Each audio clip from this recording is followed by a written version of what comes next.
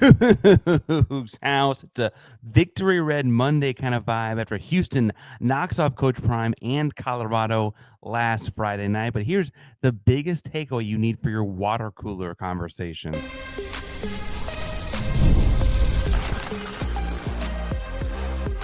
You are Locked On Cougs, your daily podcast on the Houston Cougars, part of the Locked On Podcast Network, your team every day. Welcome to Locked On Coogs, the podcast about your Houston Cougars. I'm your host, Houston-born teacher and coach Parker Ainsworth. Whether you're a Houston fan or just a hater can stop by, thank you for making Locked On Coogs your first listen of the day. Patiently makes first listen each and every day here at Locked On Coogs. You want to join the conversation, but you don't know what to say. Tell us how you spend your Saturday after a leisurely kind of morning because you knew the Cougs won on Friday night. Now, today's show is brought to you by our buddies over at FanDuel. We got more on that fun later. I want to talk about the reasons you can't get too high on this win, the reasons you can't get too low on this win in the last segment. The second segment, I want to talk about who might have been a breakout kind of candidate or who might have had a breakout kind of game last Friday night.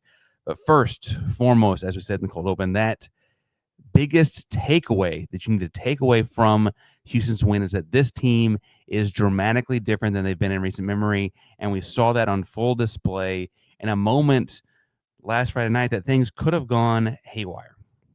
I'm going to take you back to about 11 minutes left in the second quarter. Cougs are up 13-0, forced a 3-and-out with Colorado, backed up inside their own 10. And a PI is called. The pass interference called on Latrell McCutcheon, cornerback Latrell McCutcheon. Did it happen? Probably a little bit by the book, but it was pretty soft as a call. 4 minutes later, Colorado breaks off a 38-yard touchdown run, the biggest run of the night by a lot. It was kind of a unique moment where, honestly, Carlos Allen was not in the game, and there were some subs in the linebacking core and subs in the front. It was kind of a rotational spot, and they broke through. Right, it's an all-out blitz. The next drive, Houston gets the ball at for a little over 5 3/4 of a minute drive, and they go down to drive the ball down. And then on the 3rd and 13, the play we all remember is Connor Wegman gets tackled by his face mask as he's trying to throw the football, and they call both the roughing the passer, hitting the head penalty, and the intentional grounding because the ball went nowhere near a receiver, because notably Connor Wegman's helmet was on sideways when he was trying to throw it to said receiver just to get the ball out of his hands. Had that been a first down call on 3rd and 13, it would have been an automatic first, but also 15 yards. Who knows what happened instead? Houston ultimately runs against an all-out blitz again and then ends up settling for a field goal.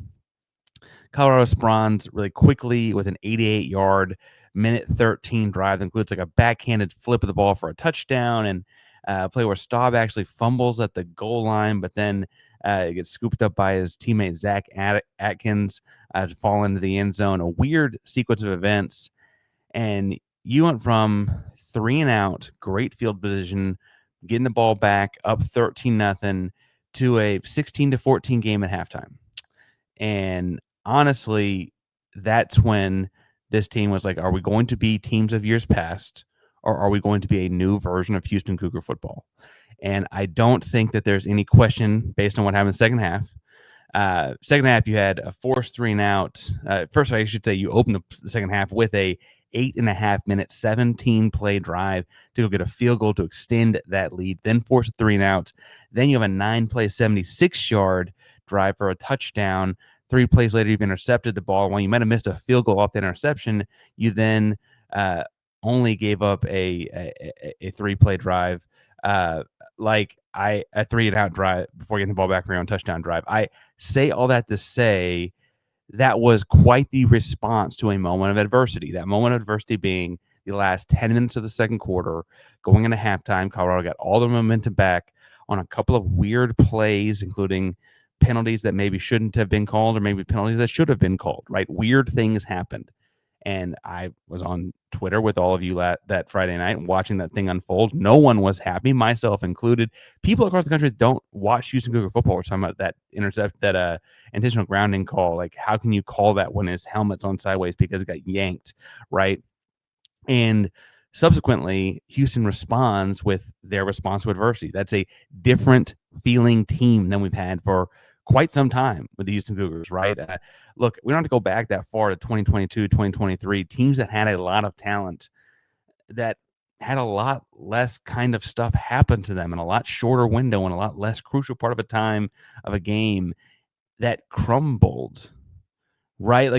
I don't mean to say those guys weren't talented. Those guys didn't gut out wins like West Virginia in 2023 or anything like that, or Memphis in 2022 or any of those kind of wins. Those wins still happened. We just also saw those teams at various points struggle to overcome the adversity that we just saw this team come through, right? And so as you're sitting around talking about this game on a Victory Monday, wearing your red, feeling good about things, I think you have lots of reasons to feel good about things because of how different that team is, right? The team we're watching right now was just a different kind of culture and a different kind of vibe, and it's bleeding in there. And they're 3-0 for a reason, right? They obviously are kind of warming up to the season.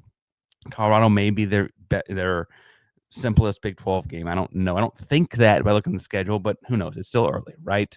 You had an FCS school, you had Rice, etc. But like the culture of the team, the drive of the team, if that's Fritz, if that's Wigman, if that's Nagel and Austin Armstrong, wherever you want to put that, blame is the wrong word, wherever you want to tie that to, though, their team is playing through adversity in a way that is dramatically different than things we have seen. Yes, in the second half, Colorado did have an 83-yard touchdown drive.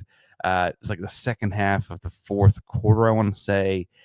But their other 5 drives in the second half combined for a total of 14 yards.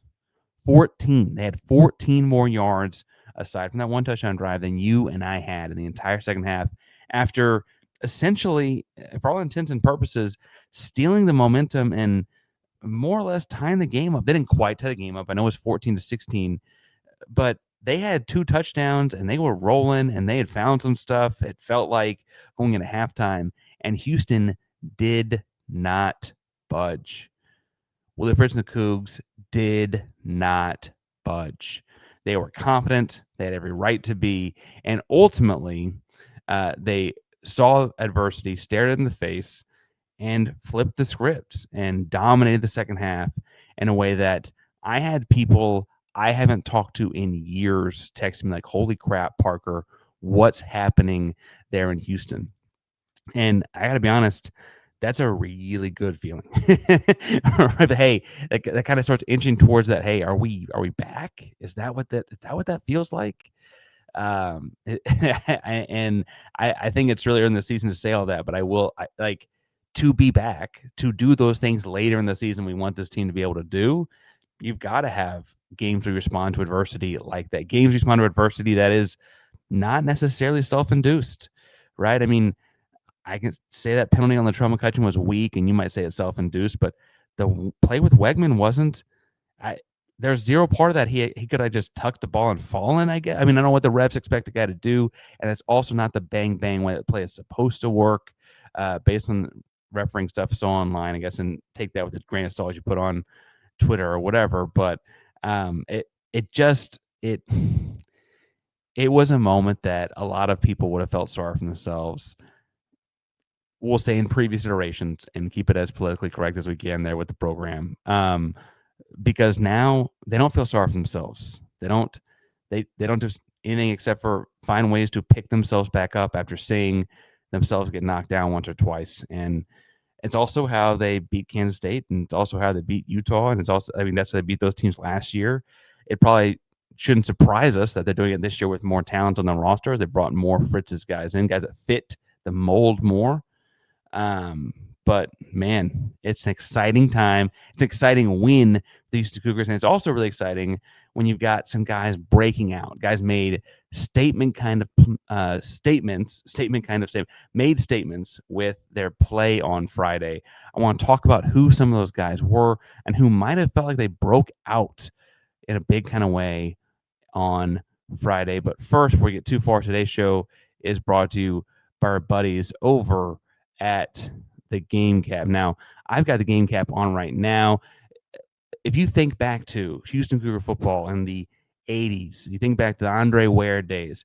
Go back in time, sit front row at the biggest rivalry, put up the 90 points on the scoreboard. What hat do you have on?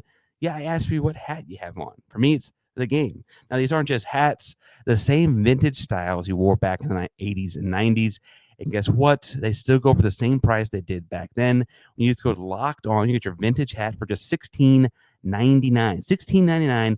Head to gamecaps.com, thegamecaps.com. Grab your team's classic bar or retro circle designs. They got a bucket hat and stuff too. All kinds of stuff there for the Houston Cougars. And use code LOCKEDON, LOCKEDON, for exclusive discount because legends wear the game.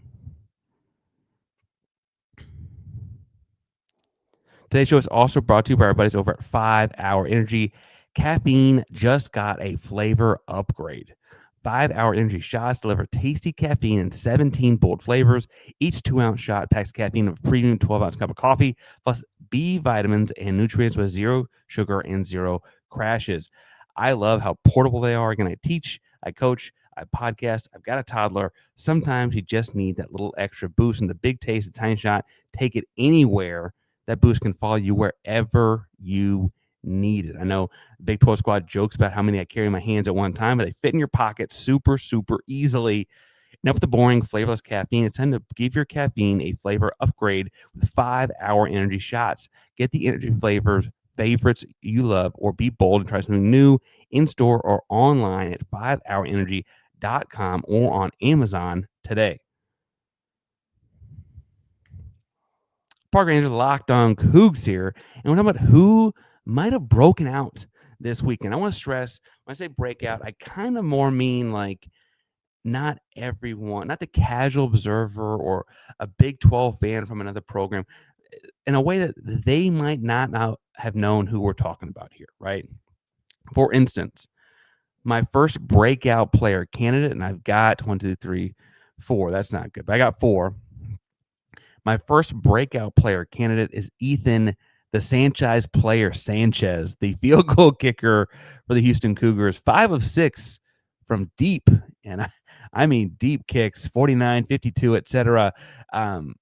Look, big time leg from a big time player in big time moments, and leading scorer on the game for his worth too.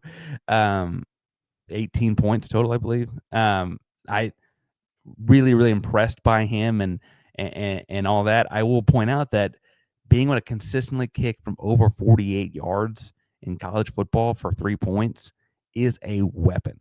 It's a weapon. It's a weapon. It's a weapon. Houston put that on full display last Friday night. And honestly, other teams' defensive game plans now have to account for, hey, if they cross the XYZ yard line, they're going to get XYZ points, right? That's a big bend, don't break, and that kind of stuff. That factors into where you put those lines. Houston has a weapon there. And this is a little bit different definition of a breakout. Look, Stephon Boogie Johnson, he is what we thought he was. So it's the old, was it Dennis Green? Who was it? The coach that when the Bears, they are who we thought they were, right? That's what it feels like Boogie Johnson was on Friday night. Now, I know that anyone who was paying super close attention to Houston's passing game in the last 2 years knows that the shortcomings were not any fault of Boogie's, obviously. However, he'd been kind of a receiver trapped in a passing offense without a whole lot of passing the last 2 seasons, right? And he, thus far in the season, had only had 1 catch. It was a over 70-yard touchdown, but it was just 1 catch. And you could talk yourself through it against Stephen Foss and like, oh, vanilla game plan. They knew it was coming if it went to him. We're just trying to work other stuff out. It's a preseason feeling kind of game.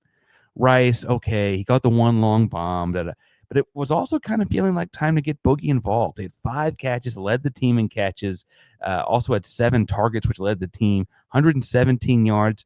Loved having nearly 50 yards after a catch. I really loved, actually, in a way to get him involved in a key moment in the game. They ran it was really a short drag route, like a shallow, but he ran it like at the line of scrimmage, and they initially called Tanner Kogel for a like pick play, like he did too much blocking, but because Boogie actually caught the ball shy of the line of scrimmage, it just felt like a screen pass as far as the rules go. I love that concept, getting him loose there, because everyone else was back up with like Amari Thomas and guys going deep. We've talked about the kind of distraction and gravity that Kojel brings with him when he runs a little out route, turns into a pick. Loved how open that sprung Boogie for a lot of run after he caught the ball, because that's when he's at his best. He, with the ball in his hands in space, he's really hard to take down, to capture, and really, liked what they got out of him there. I just like seeing him catch the football again, man. He's a fun football player to watch. Um, Hard work comes through, and it, like, the footwork, the quickness, the speed. You don't just get that. Like, he clearly works on all that. Fun to watch, fun to watch, fun to watch. Glad he got his breakout moment. Even if you and I knew, as Houston Cougar faithful, that he was an impact player, I think the rest of the conference said, "Oh, he's still there." Oh, right. Luke McGarry, I also think, had a big kind of game, and it's not one that shows him the stat sheet, because of the 55 snaps Luke McGarry played, he was blocking on 41 of them per Pro Football Focus. And I want to point 35 of those 41 blocks runs. He's also used max protection for pass pro, I should point out. But I think the big thing here is that he blocked well. He blocked strong, even in pass protection, the max pro kind of stuff. And I really, really like the way that this element has worked out, where he and Kojel can kind of be on the field at the same time, because Kojel feels a lot like a wide receiver at times. He again, he's on track to Martin texts me, or DM'd or messaged me on Twitter. I think it's actually, like, he actually tweets me, which means that it's all public. Every single time he catches the ball, we're counting down towards 100 catches, but it feels like he's on track for what it's worth. And as he is on track for 100-ish catches on the season in a offense that doesn't pass the ball all that often, very run heavy offense still. It's nice to have a guy like Luke McGarry come in and still do the tight end things, the blocking things, the dirty work, so to speak, that you think of tight ends as doing. Right now, Tanner can do all those things, but it doesn't feel like it completely maximizes the weapon he is if you have him pass protecting in a max pro set, right? That's where Luke comes in. And I think that that's pretty important for this offense, because we know Slade Nagel loves a blocking tight end. It's important to what he's doing, right? And so a big game out of him in a way that, again, he only had one catch. I don't think he gained any yards on it officially. It wasn't like he had a big game statistically, but an impactful game in a way that helps change this offense. Okay, my other breakout guy is another kind of like Boogie, where it's not like a big time breakout. Like, no one knew who this guy was. Anyone who watched Houston Cougars knew Carlos Allen is really, really good. If you listen to the show, the everyday that you are, you know that I really like Carlos Allen. I think he's really, really good. And admittedly, I think he's been mentioned after every single post game for playing well. Like, in every single post game show, I continue to come away impressed. He is such a different athlete in a good way than he was a year. And he was one of the best Pro Football Focus analytical look at run stuff last year for interior defensive linemen. I mean, he had one of the highest grades. He's a different athlete and animal this year. Off-season work, working with Giles, all of it, right? All of it works for him. And he's a real difference maker. My reason I have him on my breakout list from last game is short, simple, sweet, to the point. They need him on the field to stop Big 12 run game. He played just 35 snaps, dealing with some like smaller, kind of dinged up stuff. I'm sure the bye week will help him greatly. We won't hear what it is, I'm sure. For all the access Fritz and them have, for respect for the program and players, they generally don't give out a lot of information on injuries, because that's kind of the one advantage that they don't want to give away, right? Everything else they're very much open books about. So in respect to that, I don't think the Carlos Allen stuff is anything too crazy, too big. But he only played 35 snaps. The defensive snaps he was not in for, everyone noticed. I mentioned in the series of plays that Colorado had earlier that could have sunk an old U of H team. Carlos Allen went in for those. Yeah, he was noticeably absent because he was taking a rotation off, needed to get a little bit extra treatment here, get a little bit extra stretching on that, right? That kind of stuff. And I have to say that while he has always been a really good football player for the Houston Cougars in every game he suited up for, he is increasingly becoming the important guy on the Houston Cougar defense, especially in the front. And last year, Batten helped cover up a lot. That guy was a madman, right? Last year, had Keith Cooper covering up a lot. That guy was a madman. He's a pro now, right? Um, Carlos Carlos is looking like that. Carlos generally looks like an NFL football player, and he has the importance of that on this team in a lot of ways. And hats off. And I this is all stuff. I mean, he knows I think is really impressive. I just he's really good, really good. And I continue to walk away. I mean, the guy started off at Kennesaw State, like crazy. All right. Last segment, I'll talk about reasons to not get too high and reasons to not get too low after going 3-0. You see, I made that rhyme. I'll talk about it in 1 second. Before we get too far, I do want to remind you that today's show is brought to you by our buddies over at Prize Picks. This episode is brought to you by Prize Picks, the daily fantasy app where making the right call can actually pay off. You and I make decisions every day. We talk sports every day, but Prize Picks being right means cashing in football. Back Prize Picks is the simplest and fastest way to get in on the action. Just pick more or less on a 2 to 6 player rotation. You can turn your takes into real prizes all in less than 60 seconds. You think that the Texans are going to have more than or less than this many touchdowns? CJ Stroud more than or less than this many passing touchdowns? More than or less than across the board? Hopefully more than last week. Side note, hopefully more than last week. Whatever the case may be, you can turn those takes into real cash. Download the PrizePicks app today. Use code LOCKEDONCollege for $50 in lineups after you play your first $5 lineup. That's code LOCKEDONCollege for $50 in lineups after you play your first $5 play. PrizePicks, it's good to be right. Today's show is also brought to you by our buddies over at FanDuel. The NFL season's here, wrapping up week 2. FanDuel is making sure you are ready for kickoff with a can't-miss offer. Right now, new customers can bet just $5, and if that bet hits, you get $300 in bonus bets to use across the app. Do you have a beat on what's going to happen in the Texans game? Do you have some idea of, again, CJ Stroud, where's he going to go with the football? Who's catching the darn thing if it's not Nico Collins?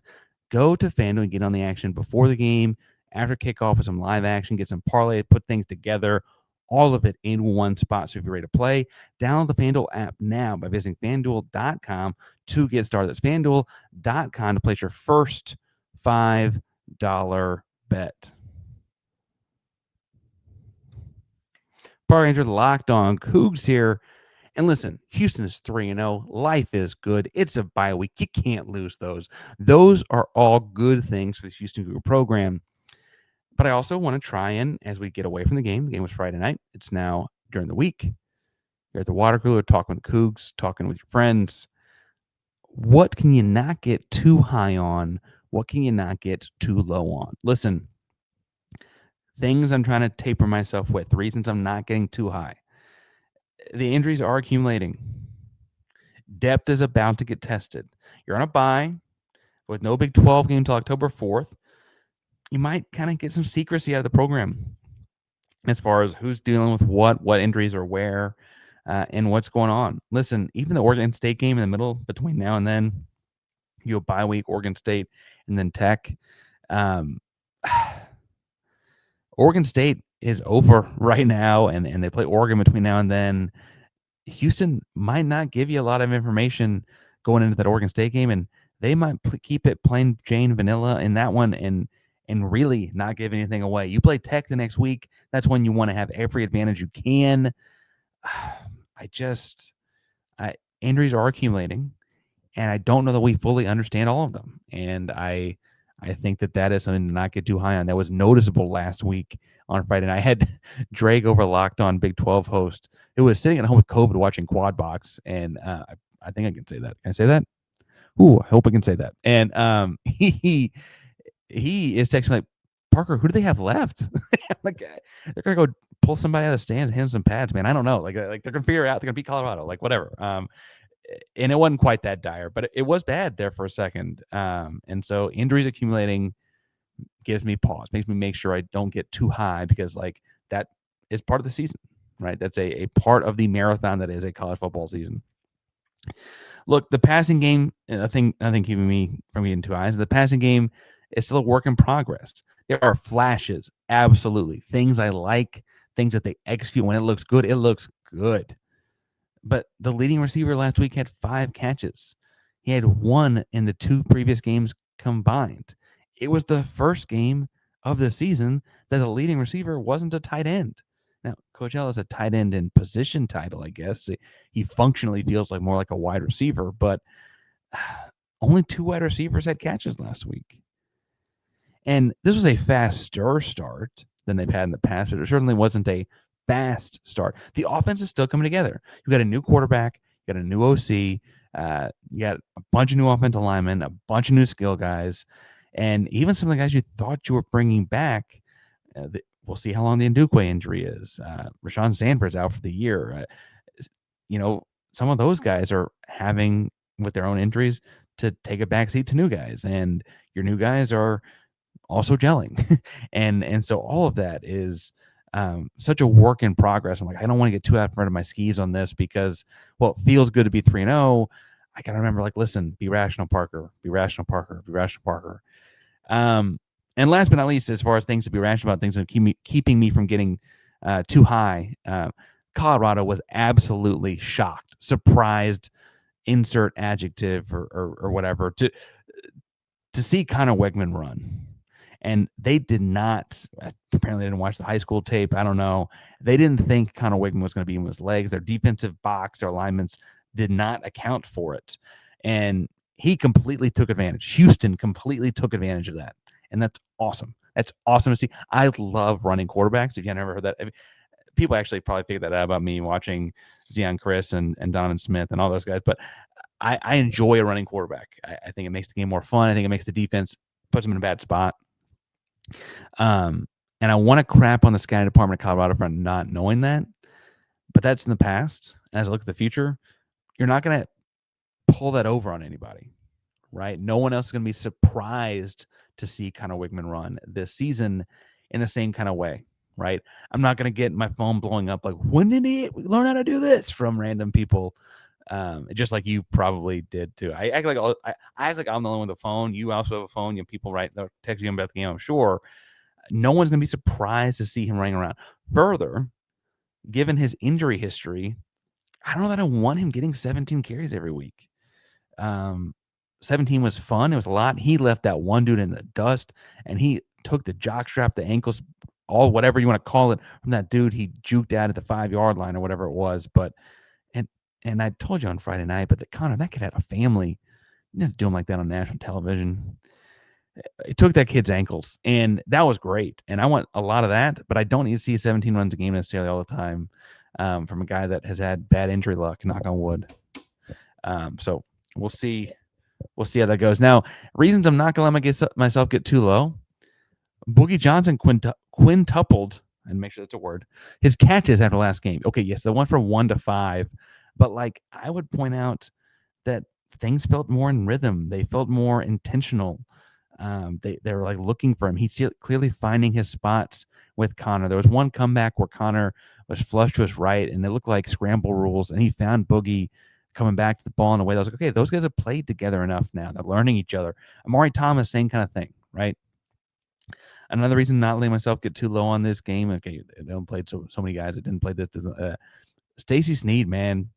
Look, I say this, it feels like every year, early in the year, he continues to prove me wrong. I said, like, one of the first episodes of Locked on Cougs, I think that guy should be playing slot. I think he's out of position. I still think he'd be a great slot. Every single year he does something like where it proves me wrong. And he didn't have a ton of carries and a ton of yards, but he clearly is finding a way to fit his running style into this offense. And it's working. It's working.